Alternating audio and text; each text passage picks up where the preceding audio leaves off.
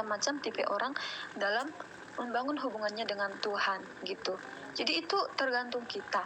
Tapi poinnya yang penting saat teduh itu, dimana saat kita benar-benar ada hubungan pribadi kita dengan Tuhan. Harus benar-benar mengalami hubungan dengan Tuhan.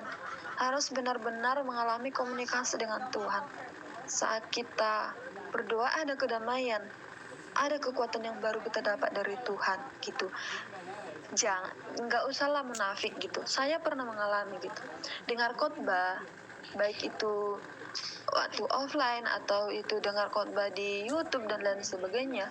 Kadangkala memang telinga kita seakan-akan mendengar, tapi pikiran kita melayang-layang.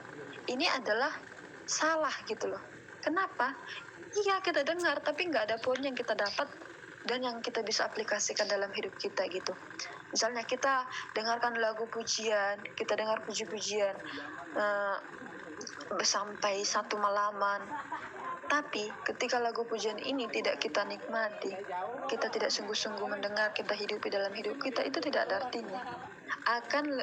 Akan lebih berarti 15 menit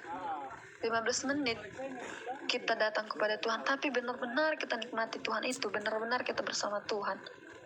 Itu akan apa ya? Besar kuasanya gitu.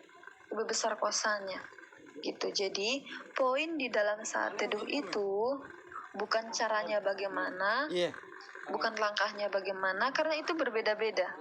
Punya setiap orang itu berbeda-beda. Pembawaan setiap orang itu berbeda-beda. Ada orang yang berdoa bisa merasakan kalau sampai dia nangis gitu. Ada orang yang berdoa aja tapi benar-benar menikmati. Jadi bukan masalah bagaimana caranya, tapi bagaimana kita benar-benar memiliki hubungan komunikasi yang intim dengan Tuhan. Kira-kira seperti itu Noel. Terima kasih Tok. Oh iya, makasih lah Kak. Soalnya selama udah saat ini Kak, dulu kan aku sering ngomong-ngomong kasar, ngomongi orang, tapi selama udah saat teduh 1,5 bulan nih, udah jarang ngomong kasar, udah berhenti lagi. Kan kalau ada orang ngomongin aku kalau nonton firman Tuhan tuh, jadi aku gak dikatai alay gitu. Jadi kayak aku, semoga Tuhan Yesus berkati lah, semoga dia berubah gitu aja sekarang.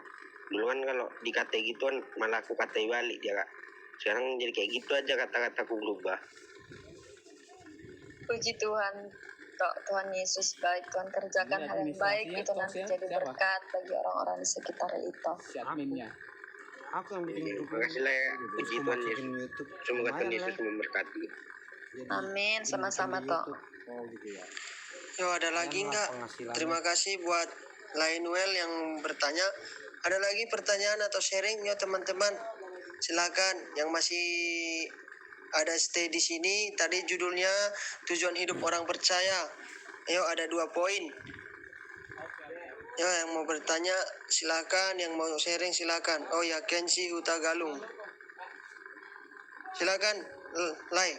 Open mic.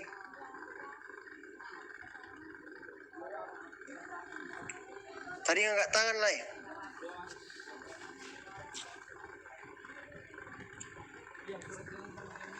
Yuk, yang lain yuk, yang mau sharing, yang mau bertanya silakan. Masih ada waktu kok. Yuk, jangan malu-malu yuk.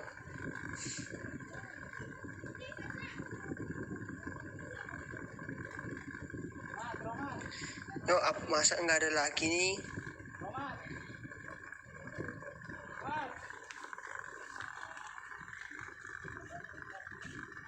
Yuk, mumpung masih ada di sini. Yuk. Oke.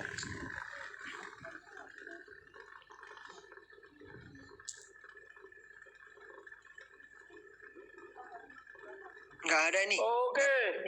Kenzi Hutagalung, open mic. Halo Hutagalung, open mic. Oke, silakan. Halo, Shalom. Shalom. Ini sharing tentang apa ya? Boleh tahu?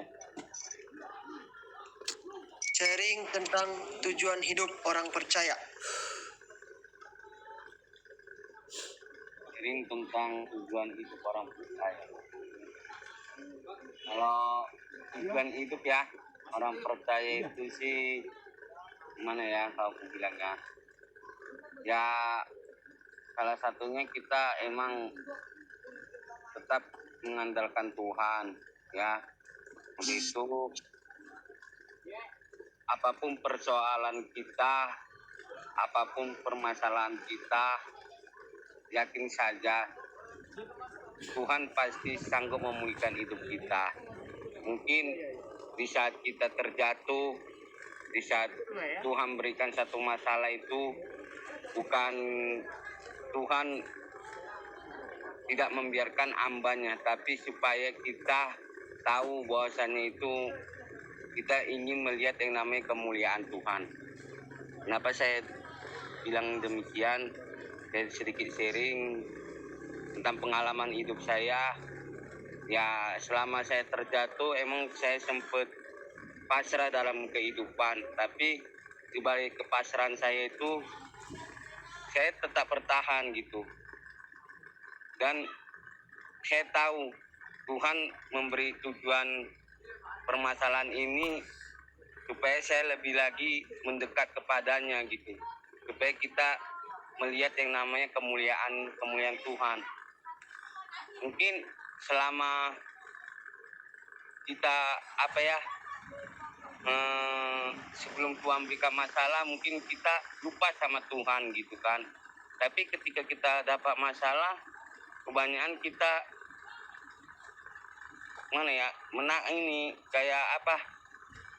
tidak tahu apa yang harus perbuat gitu. Padahal disitulah kita harus benar-benar yang namanya cari wajahnya gitu, supaya tahu bahwasanya inilah kemuliaanku, kau harus cari aku gitu. Nah firman Tuhan katakan, carilah aku selagi aku masih bisa ditemui gitu. Jadi kita cari Tuhan, cari wajah Dia selagi Tuhan sanggup ditemui, seperti itu. Itu kalau pendapat saya. Terima kasih.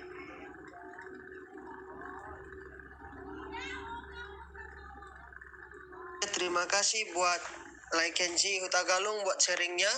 Ya sungguh memberkati. Yo teman-teman, ada lagi yang sharing atau bertanya silakan.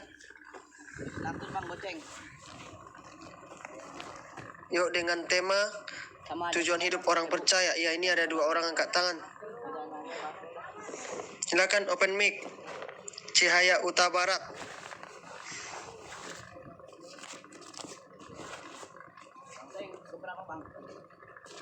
Ya. Itu yang 1.000. Yang atas Di sini adminnya kok suka kali ya senyap-senyapkan gitu.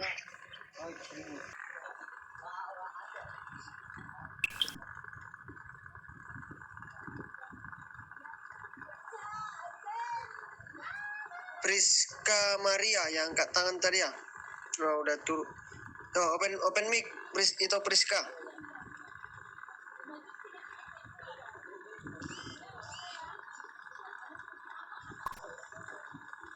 Loh, mana dia? Udah keluar lagi.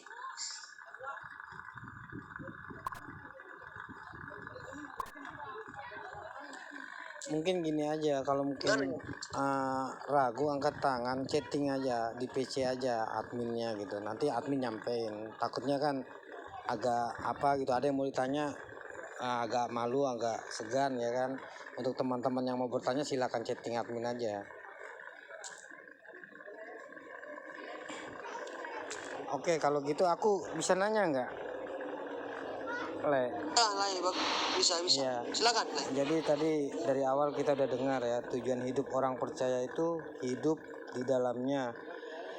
Jadi intinya tadi kita mengikuti kemauan Tuhan dalam hal kebenaran. Nah, pergumulanku gini.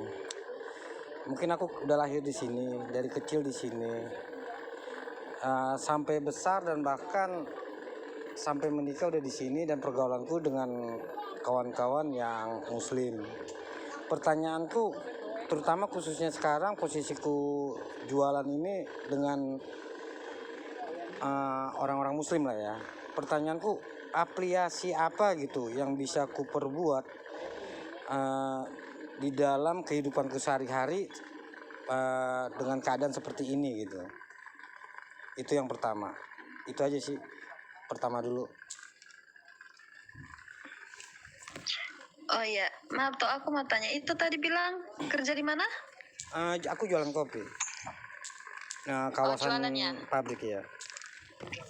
Oke, posisinya itu lagi jualan karena berhubungan aplikasi kehidupan sehari-hari lah ya, yang mendekati posisinya itu dikelilingi orang-orang Muslim gitu. Iya. Nah, di sini kita bisa menunjukkan pertama itu kasih Kristus, gitu loh. Kasih Kristus itu dengan cara apa?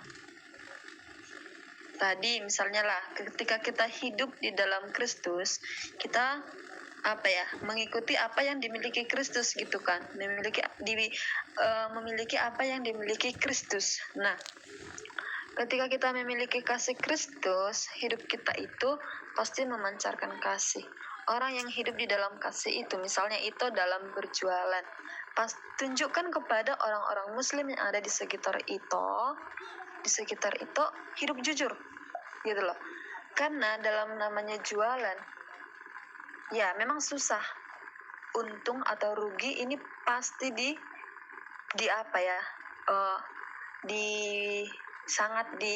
apalah, pokoknya apalah bahasanya aku bilang bingung aku. Pokoknya untung rugi ini sangat diperhitungkan lah di dalam jualan gitu. Tapi sebagai orang yang hidup di dalam Kristus, dari sini nanti orang-orang yang di sekeliling itu bisa melihat, oh dia berlaku hidup jujur ya, nggak terlalu tidak terlalu membuat orang lain rugi lah atau gimana lah, tapi melakukan yang benar gitu loh. Orang-orang lain melihat, oh iya ya, dia ternyata ini kelihatan orang Kristen ya. Jadi dari hal sekecil itu pun bisa dilihat gitu loh. Hal sekecil memang loh, sepele, tapi hal yang sepele itu bisa jadi berkat dan bisa menarik orang datang kepada Kristus gitu. Jadi kasih itu yang lebih kita tunjukkan kepada orang-orang di sekeliling kita. Kira-kira seperti itu toh.